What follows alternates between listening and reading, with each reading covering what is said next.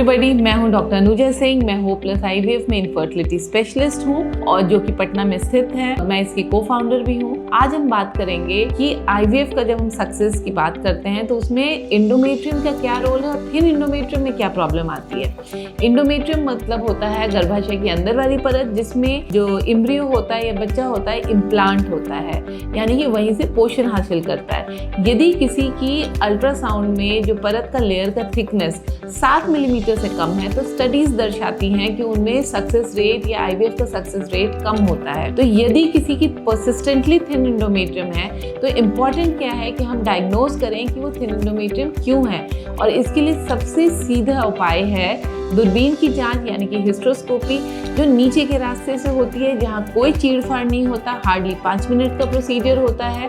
Under anaesthesia किया जाता है, जिसमें ये देखा जाता है कि अंदर का जो एंडोमेट्रियम लेयर है वो कैसा है।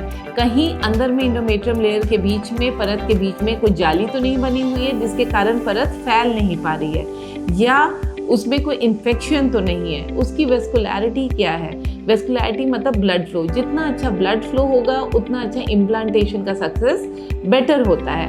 यदि हमने देखा कि अंदर में जो एंडोमेट्रियम लेयर है बिल्कुल हेल्दी दिख रहा है तो इसमें कोई डरने की बात नहीं है। वैसे पेशेंट्स यदि बिल्कुल हेल्दी एंडोमेट्रियम है तो उसमें यदि एंडोमेट्रियम थिकनेस कम भी हो तो उसमें सक्सेस रेट आईवीएफ का अच्छा रहता है। Even 6 millimetre endometrium, 5 millimetre endometrium में भी हमें अच्छा सक्सेस मिलता है। लेकिन यदि हमें कुछ इन्फेक्शन की शंका नज़र आ रही है तो हमें एक बायोप्सी करनी चाहिए। बायोप्सी जब हम भेजेंगे तो हमें पता लगेगा उसमें किस टाइप का इन्फेक्शन है, उसके अनुसार उसका ट्रीटमेंट करा जाएगा। और इसके अलावा बहुत सारी दवाइयाँ हैं, या किन्हीं की एज, जैसे महिला की एज ज़्यादा हो गई है तो उनमें भी ये परसिस्टेंटली थिन एंडोमेट्रियम की समस्या ज़्यादा होती है, क्योंकि ब्लड फ्लो जो यूट्रस में है वो थोड़ी सी कमने लगती है।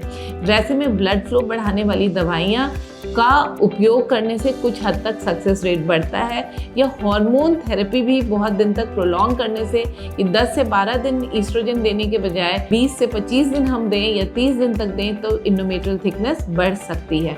इसलिए सबसे इम्पॉर्टेंट पहली बात है कि एंडोमेट्रियम का हम लाइनिंग के बारे में पता करें कि वो क्यों थिन है और उसके अनुसार इलाज करें।